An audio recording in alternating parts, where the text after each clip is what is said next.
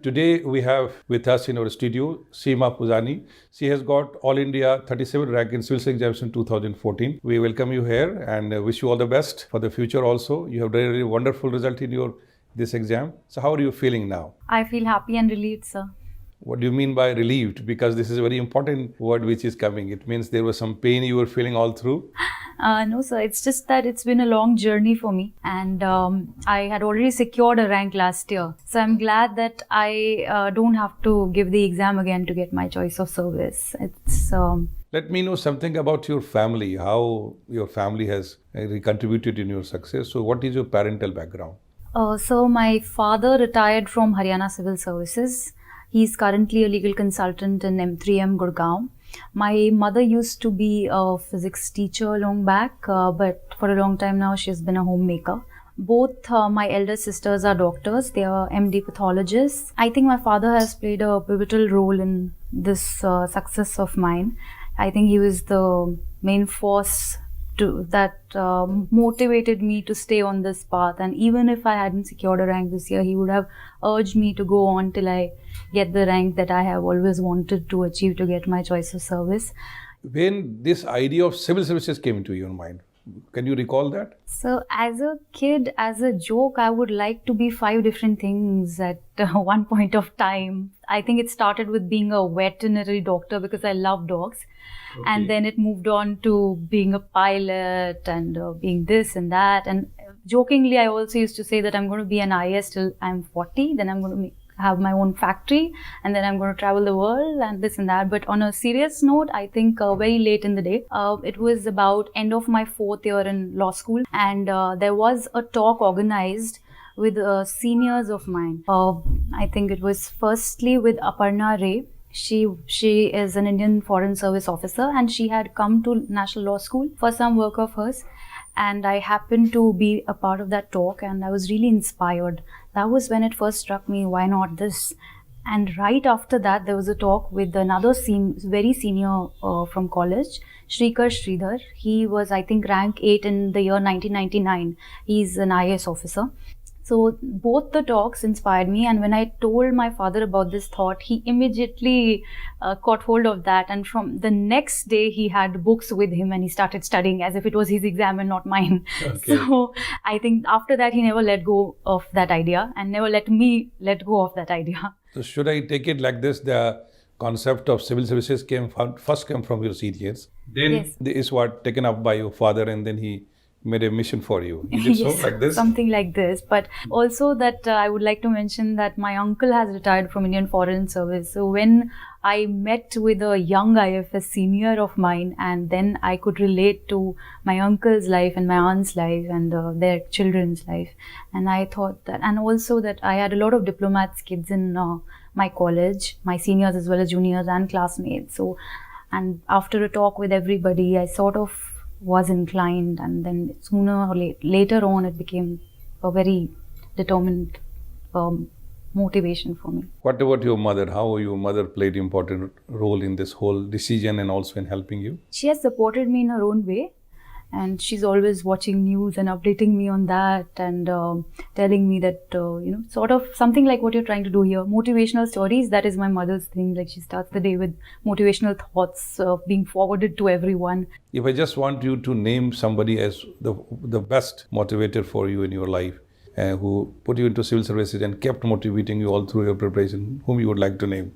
Instead of a person, if I could give credit to one place, for my success, it would be the library that I had joined. And I think I can even go back to the date that I joined. It was August of 2012 when I first stepped into a library. And that was to be my library for the next 2.5 years almost, till they shut it down in December 2014. I don't think I could have gone on to study had that reading room / library not been there for me. That's where I made most of my friends, very, very diligent doctors who were preparing for their MDs and other civil service aspirants, and a lot of us have gotten into the services from that library. So our bonds were formed there.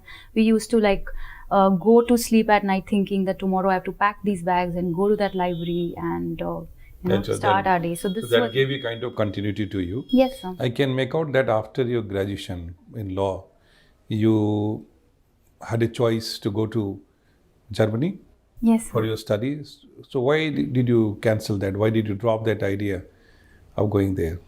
So as I had mentioned previously, my father was insistent that I do this program later on, and I was keen on doing it right away because getting acceptance later on can be very challenging, and I did not have a plan B. I was scared that what if I do not make into the civil services and I don't even have a post graduation or work experience. But my father wanted me to start out right away after law school, where I'm still in the study mode and can put in long hours.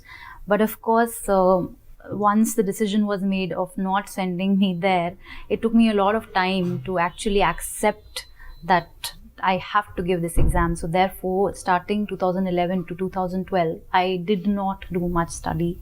I took my own sweet time. Only when the result came in 2012 of the prelim exams did I get a shock, that there is an exam that I cannot clear. And that's when I took it upon myself that of course I'm going to do this, and took up the challenge after the failure. Normally, it happens, when you're in life, when you keep succeeding, you never failed earlier in your exam. You might have always got very good marks in. So you might have taken also this preliminary examination could be somewhere like that also. Maybe I will get more serious after mains comes. Yes. And when you did not get in the prelims, so that awakened you, oh, this is such an exam which I perhaps have to work differently and all there. Yes, So sir. how did you take your first failure maybe in 2012 when you could not qualify pre? What was your psychology that time? So it was a shock, but it wasn't like I hadn't put in much work. I still remember that I think the prelims was on 21st May.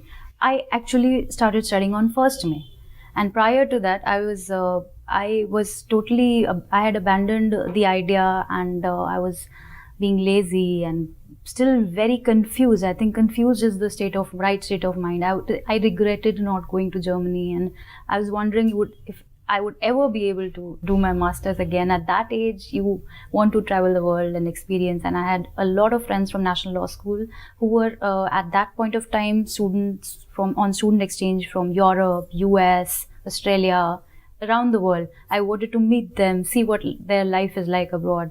So having done that, 2012, I knew that I put in only about 2.5 weeks of preparation. So obviously, I'm not It that means good. your heart and soul was not here. You were by choice, you were not here. Basically, you were in Germany that time. Yes, sir. You were missing Germany, you were missing all your friends who might have gone there. Yes. And you were not putting your heart and soul in the exam. That is what I can make out, yes, right? Sir. Yes, sir. So it means that whosoever motivates you, unless you get self-motivated, unless you get self-connected to your mission, so you're not able to get that thing there. And I can make out from this story that although your father put into this mission, it was also in your back of mind. But since you are not putting your heart and soul and you are not self-motivated, so you did not study, you just started a few weeks back. Yes, sir. You said only 2 weeks back, right? Yes, sir. And you lost it. Now, from 2012, when you missed it, right? So you might have made a plan, okay, what I should do next. You must have worked on your failures, okay, what I have really missed it. So how did you get up once again for the next target? So I think the question of getting up doesn't really arise because I really had to start from scratch. So Okay. after the result came about, as I said, I joined the library in August 2012, and then I started covering all the basic books, NCRTs. The basic part takes a long time, and later on in the year, I also started coaching for my first optional, which I took last year, public administration. Say you have been a law graduate. Then why did you choose public administration in the 2013 attempt? So when I had just started out in 2011, it so happened that there was the public administration was very popular as an optional, and especially I had met a family friend's son who was ranked 14 in the result that came out in 2011. His name is Vinay Singh Tomar. He is an IAS officer today of Haryana cadre, and he had public administration as an optional as well. And I was the whole idea was that it's a subject with short, concise syllabus, and marks are being given liberally. It's easy to cover.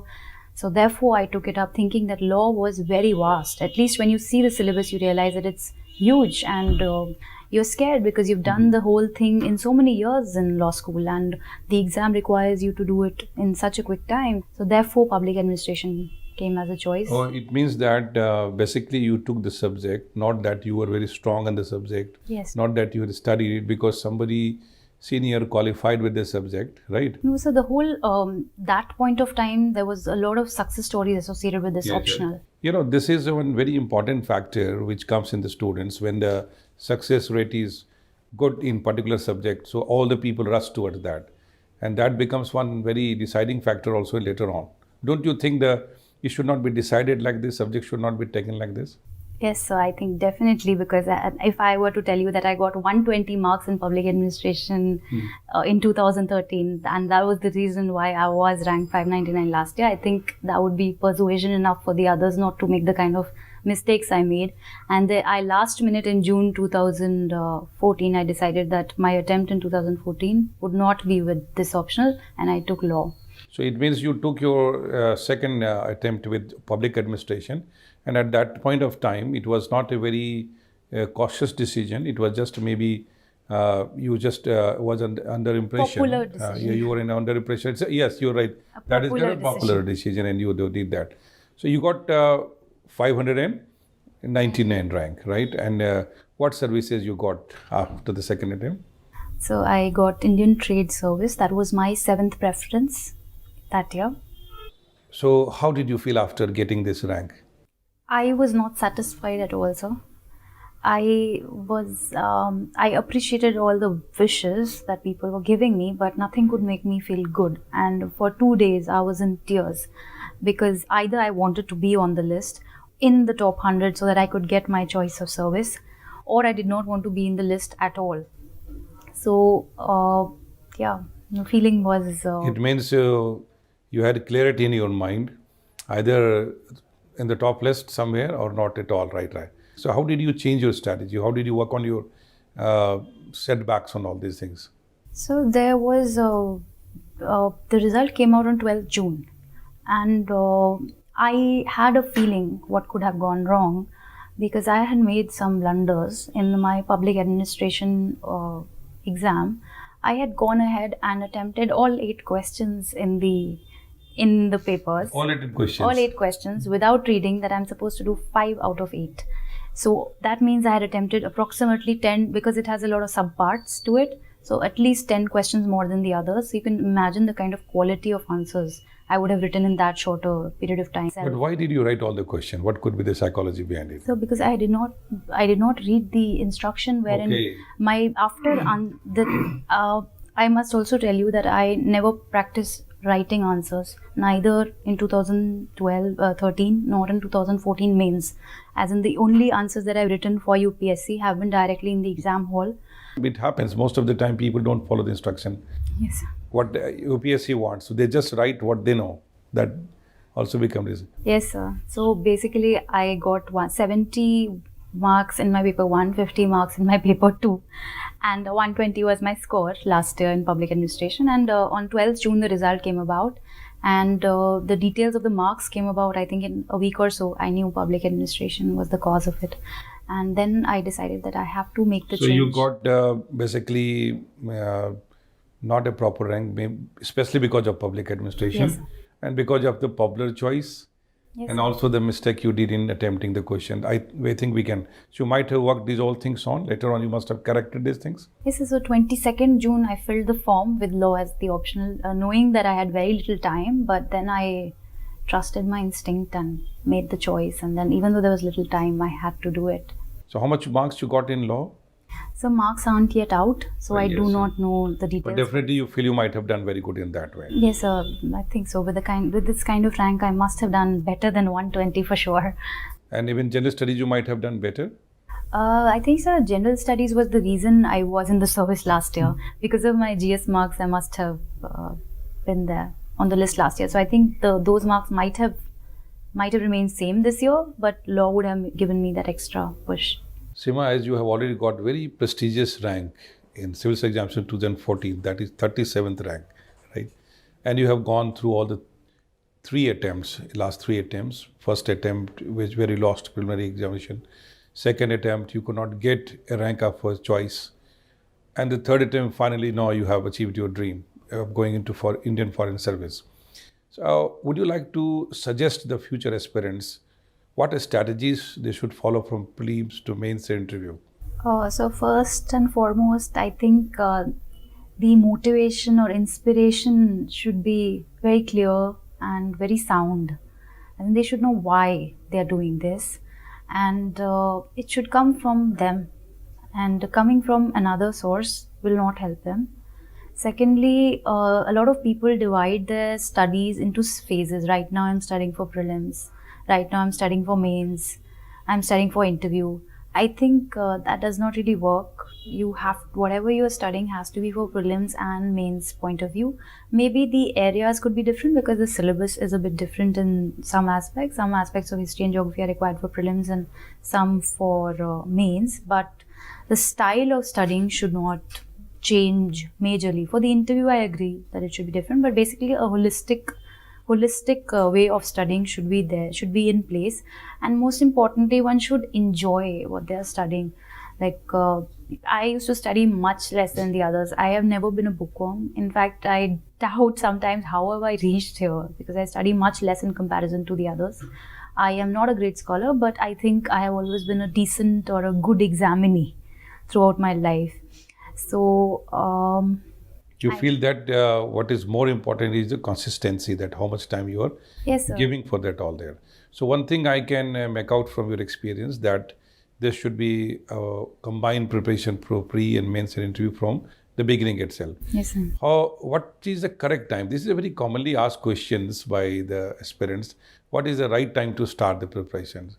So how would you comment on that?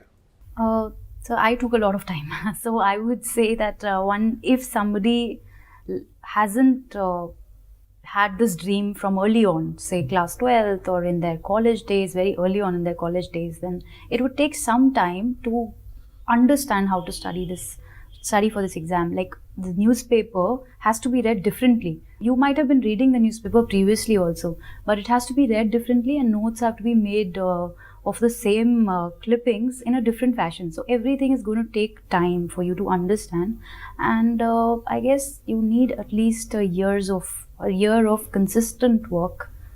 So you, first of all, you say that newspapers should be read differently. So would you like to share some of your feelings on that? What do you mean by differently? So I think reading newspapers has played a major role for my good marks in general studies. Since 6th November 2012, I have had diaries of clippings which I haven't stopped cutting and pasting in those diaries since then. And I underline and highlight, and I don't make notes like some people do of the the reports in the paper, but I write short points on the article itself. So later on when I'm revising, when I just flip through the pages of that diary, I remember what I thought of the clipping at that point of time when I was reading it. So for example, in 2014 December, when I'm revising for my mains, I can go back to my diary from 2012 and 13 and really relate to certain thing happening now to what is its connection to back then. So we normally, when we're reading the newspaper, we miss the most important things that are important from the exam point of view. Political news may not be important at all, and even the information-based news, there are certain points, certain statistics that may be important for you to remember from the exam point of view, and a whole lot of other details which are not. So that comes with some experience and some time. See, I have a very important statement with mostly students, like I say, give your 100% in 1 year. Then realize whether you can or cannot do. Not that you give 20% every year and then realize after 5 years that you cannot do it. So it is just a question of giving the final choice on that. Now, talking about the strategy for pre, if I ask you specifically, what opinion you have that how one should start the preparation, especially, yes, of course, all the preparation should be combined, pre-mains interview. But when it comes to pre, that I have to qualify the pre. So what should be the specific strategy for pre? Looking at the previous year's question papers, I think is very important. It gives you an idea of what is the commission trying to test in a candidate. And very often the kind of question papers we see in the market are nothing like what UPSC is going to ask, which is precisely why I never joined any test series, be it prelims or mains, because UPSC is asking a different set of questions. So looking at the previous set of questions was one thing that I did. Not too much again, maybe for last 5 years or something, because the pattern has changed and evolved. Secondly, sir, I think I just looked at the syllabus and the different subjects and started covering the material that I had on it. Basic NCERTs first, and thereafter it needs to be updated constantly. So internet, I think, is a very important source of information in today's. In the preliminary examination, one big question is how to memorize the things. Keep a lot of retention power should be increased. So what did you do for that? Unfortunately, I had to go over the stuff over and over again myself. So you're making some brief notes for that? I make notes on the sidelines, on the book side itself. of the book itself. I'm not somebody who makes notes. So That's the best strategy. So that's that you the can, quickest way, I guess. And you can get a revision of the books time and again. In place of reading the entire page of the book, if you just have 2 points written on that, entire book is clear to you. Yes, it saves time, firstly. Otherwise, And this is what I also suggest, that if you read, underline the books very properly, write inside, so that next time when you revise the book, you may not be required to read the entire pages of the book, but maybe if you find anywhere that you are missing some clarity, you can refer to the entire page also. another added advantage, sir, that if you make your own notes, it's just your handwriting that you're reading. But if you go through a book, there are pictures. Sometimes pictures stay on in your memory, and when you're writing that answer in mains, suddenly it clicks, oh, I had seen it there. So that gets recorded when you write with your own handwriting, so it remains in your memory as a record. That is where I have always suggestion to the students: read for 2 hours, think for half an hour, and write for half an hour. If you can practice it, it will be the right method to strategize the entire thing there. Now, talking about the mains part particularly, how did you strategize for that, and what would you like to suggest, especially for the mains preparation? Well, of course, one selection of optional subject you will say is very important. yes, sir. So when I gave the exam in 2013, everybody was clueless as to what was going to be asked. The entire pattern had been changed on 5th March that year. Nobody knew what was ethics paper going to be about. Everybody was sort of fumbling in the dark.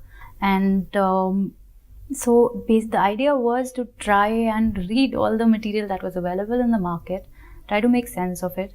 And covering the syllabus was a challenge itself in 2013. After the 2013 experience, I knew that general studies is increasingly based on your newspaper study. So I emphasized on that for 2014, as in I made sure that I read at least 2 newspapers. I did not read more than 2 news. It was basically Indian Express and Hindu that I focused on. I would not miss it for anything every day. And yes, since my strategy worked in 2013, I was pretty confident that similar kind of questions would be asked in 2014 itself. A lot of static GS is not being asked. It's very, one has to keep themselves updated on the topics which are currently in the news and know their backdrop. Current affairs, in fact, is very important. Very important. So basically, the students should focus on anything in relevance to the current affairs, what things are going on that, right? Yes, sir. Like, go back and read up on it. Like, only one point might be there in the news, but then you can look it up on the net and one thing leads to another. So quickly, let's review. How did you prepare paper 1? Paper 1 is with history, geography and culture. I had once decided to take history as an optional. So I had read a lot of history. So that was not my worry. Geography and economics are not my favorite subjects. So I read very limited for geography and I just revised those. Those were NCERTs, blue colored NCERTs, the new syllabus NCERTs for 11th and 12th, and some old NCERTs of 6th to 9th. You did that one also? I did those as well. What about the social issues and society part? Society part, so there was a lot of material available in the market, Xerox of different coaching institutes. I was a serial shopping into of books and notes. You Even should if I used to shop the material yes, and all that. I would have a 20 kg sort of rucksack. Like at least it looks like to the other person because I'm short. A 20 kg rucksack from the library on my way to the library and from the way back, and on almost every second day on my way back from the library, I would go through 4 bookstores and see क्या आया है आज market में. And what about the second paper? What did you in second paper? Second paper was polity related issues. I did the Bear Act and along with that DD Basu and other notes from different coaching institutes, as I said, different materials.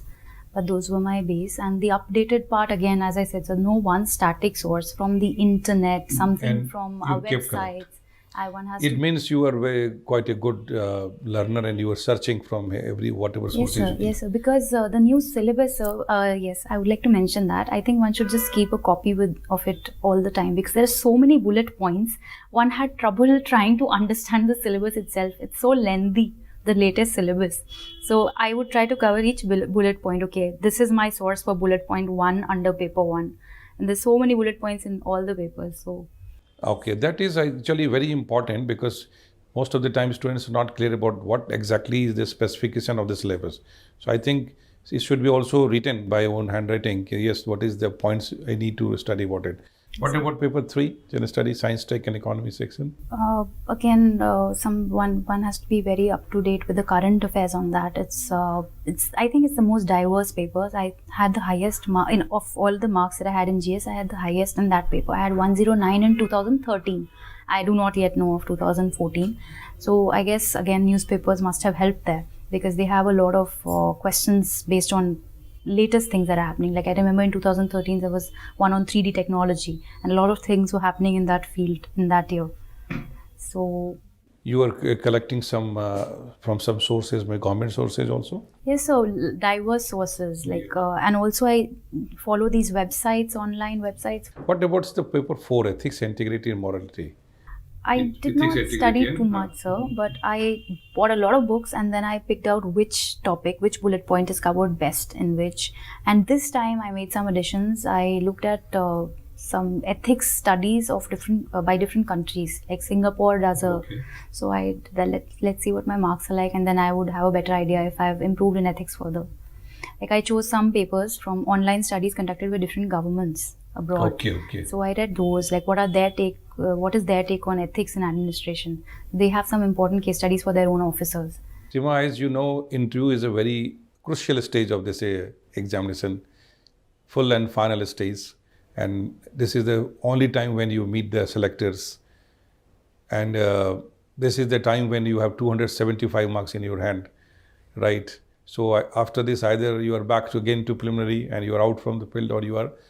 What do you think can really should be the right approach for doing very good in interview? So it's premature for me to say about my 2014 marks because I haven't gotten them yet. But 2013 I had a 195, which I think is good. Good marks, very good marks. But it wasn't excellent because there are 2 people in my current batch in training who have gotten very good marks, one with 207 and another with 214.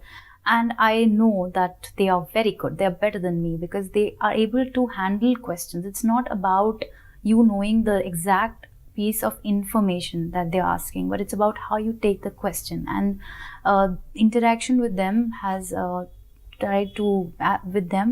tried to improvise a bit on my style. This time I thought my interview did not go as well as last year, but then maybe I do not know what they were looking for. In fact, when I came out of the interview, I was crying again and telling everybody that I thought I'm going to get into the top 100 this time, but the interview has, I think I've lost my rank this year as well. And I was totally prepared for a rank at the most in 200s or 300s. Now, can you just share some important moments of your interview? This happened this time with the UPSC this time, some interesting thing. They were basically questions of a general nature. Whatever I thought would be my interview like. Like last year, I could say that my interview was on predictable lines. Whatever aspect of my personality I had thought I would be asked on, that is what it was asked on. I had even answered a tricky question in 2013 about what is the significance of today. I had already read that that particular day, 29th April, if I'm not mistaken, last year my interview, was International Dance Day. So I had even told them that, and then they were very happy because I knew that, and then I went on to tell them about the different forms of dance. This time there were no tricky questions.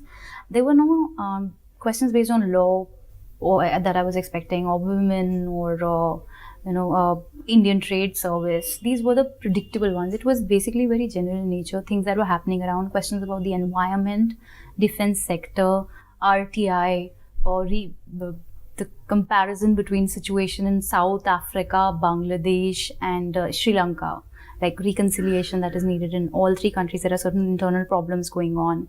Something about my hobby, journal writing. So she asked me about Anne Frank's diary, but nothing tricky as such, or nothing very specific, nothing that I was expecting. And I thought I did not give my best in the initial part of the interview and did not make up for it in the rest of it. And I was very disheartened that. As you have already gone twice in the interview, what do you think they test in the interview according to you? So I really don't know. Only once I get the marks of this. Yeah, marks is one part, but there is a feeling, on the basis of question asked to you, situation created, what a spontaneous feeling you have, that what can be what is the approach of the interview board when they test you there inside? So there are some fears amongst candidates that certain interview boards are scary and certain are not. I have never had the scary boards. So I had very cordial interviews both the years. The entire board was very sweet and encouraging. So I do not know about the scary boards, so-called. But I think they're trying to get to know us through those questions, be it the stress-based interview, so-called, or the different information-based question. I think their whole idea is to get to know our personality. Basically, that's the idea. They want to check in you whether you would be able to face different challenges, criticism, also stress level. What is the stress level going on all there, right? Our responses, maybe that is what they're trying to check. Yes. Even if we do not know an answer to a question, how do we take it? Do we immediately get panicky, or do we show our emotions? I do not know. Maybe how much poised you are, composed you are, maybe your leadership quality, your decision-making powers, and also in which situation you can act upon, and of course basic etiquette and all that, right? That is very. So it has been a very wonderful journey for you. Now, since you also came for Chanakya IAS Academy's interview mock test there, I think last year also you faced that. This year also you faced. What is your experience about Chanakya IAS Academy in guiding you for interview especially? So it was, as you can see that I came again the next time for a mock interview. Then I was satisfied with the kind of panel you had and the kind of questions they asked and the whole environment in which it was conducted. So it's a very good location as well that you've chosen for conducting the mock interviews. I was satisfied with those questions and the kind of feedback that I was given, which is why I chose to conducting. How do you see we organize an interview in a 5-star hotel? Many people see that what is the need of going in a 5-star hotel for interview and all that. How do you see our effort in conducting or programming in the environment of 5-star atmosphere? So it's not that Chanakya is doing a poolside interview or something. Right. So it's just about giving the right kind of conference room and the right kind of infrastructure, which one is supposed to be congenial for good performance, and which is what one would find in a UPSC interview.